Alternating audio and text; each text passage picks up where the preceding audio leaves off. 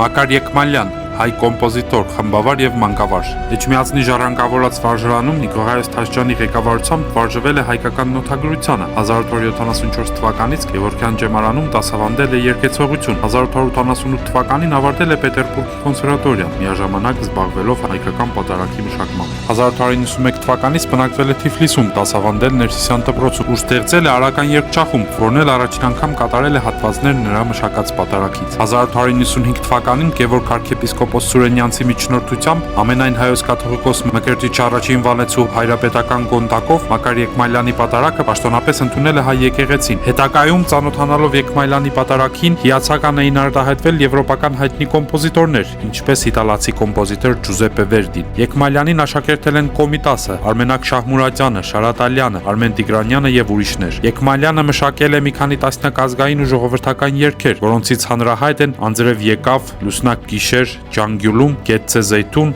եւ Ձայն մը հնչեց։ Չմոռանաք բաժանորդագրվել ալիքին։